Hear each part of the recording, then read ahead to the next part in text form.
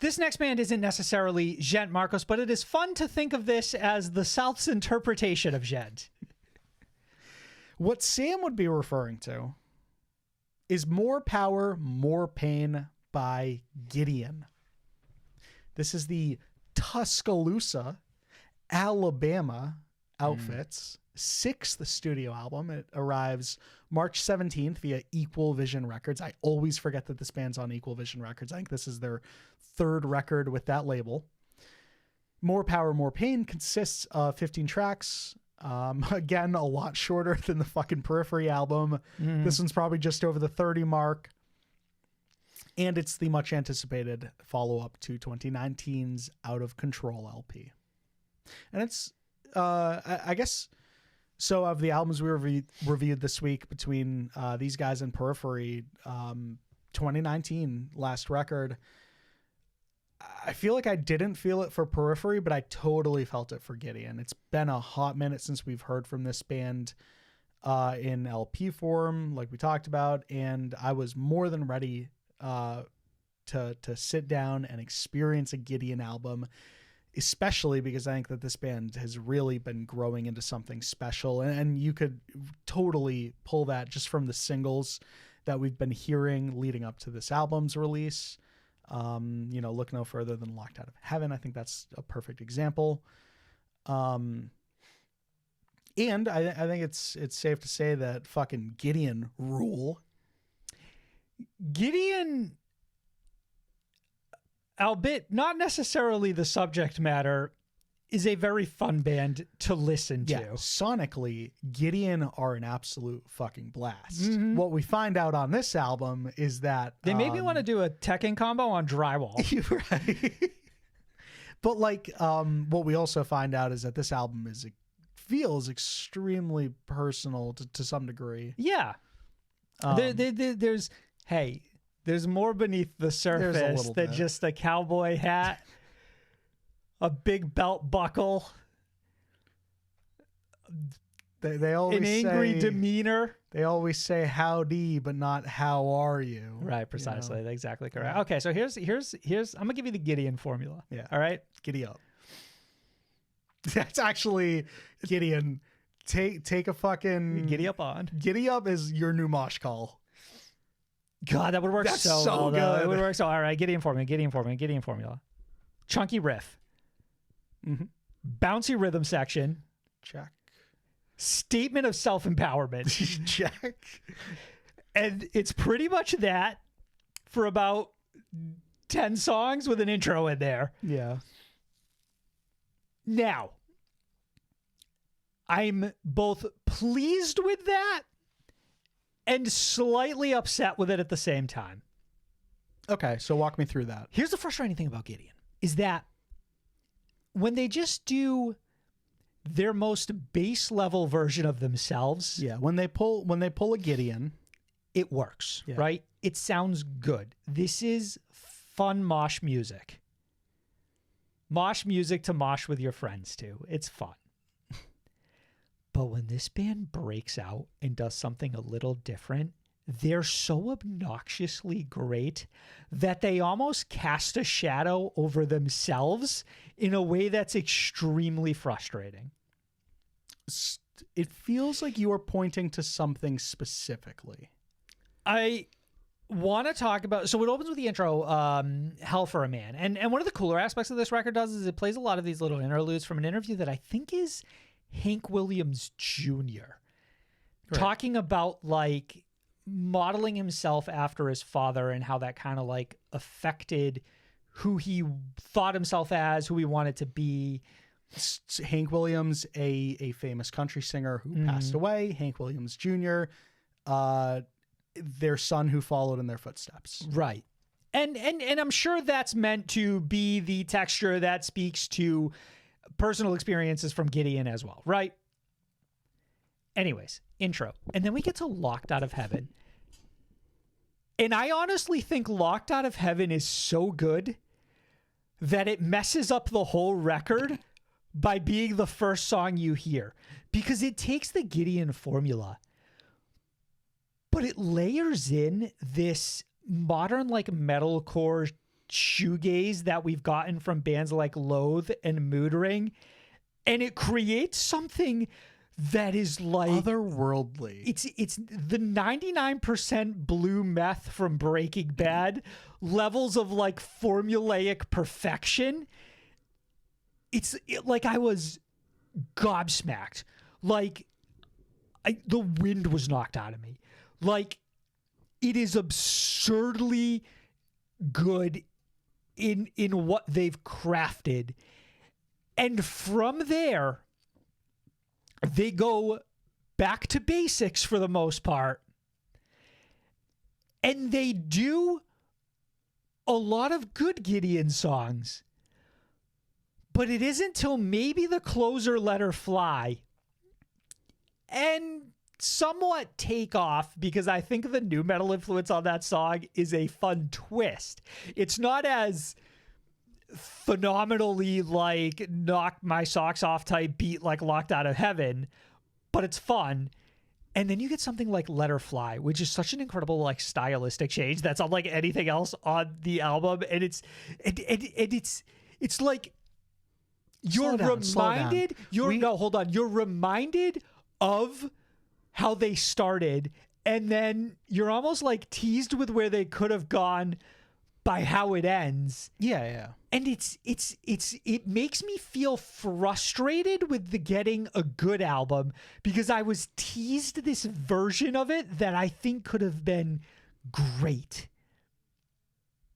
Okay. And it almost feels like the most backhanded compliment for me to be like, listen, there are 2 songs on here where Gideon is absolutely fucking perfect. And there's 8 songs where they're very good.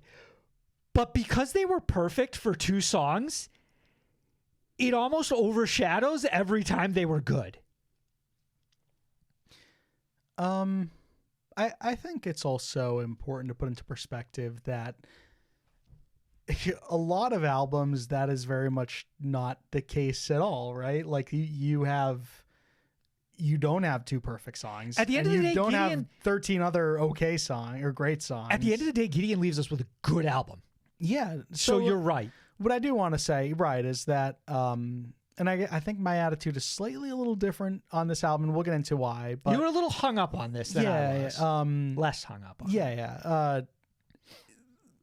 Reason I'm pointing this out is because what you are telling me is that this album is really solid, but almost too solid at times that it pulls you out of the immersion of it. It's almost like it feels it's like not safe, but it feels safe. You know what I mean?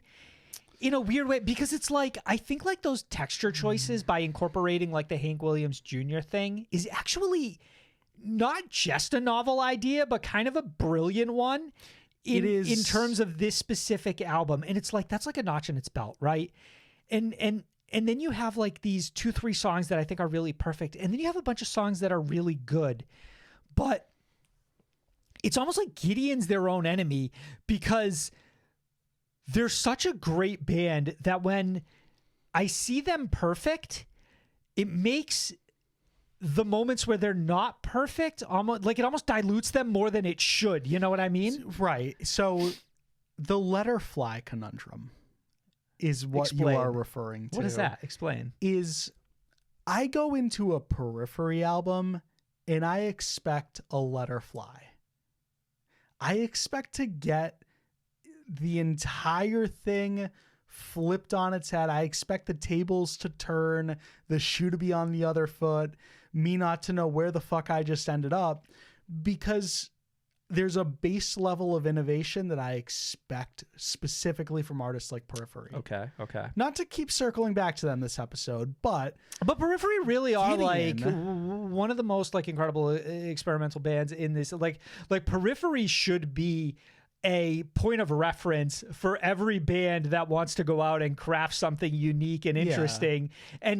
And that's kind of what we want out of bands in the alternative scene, right? You know, when we're not covering, you know, a pop artist that kind of drifts in and out of it. Cut to Let Her Fly on this album.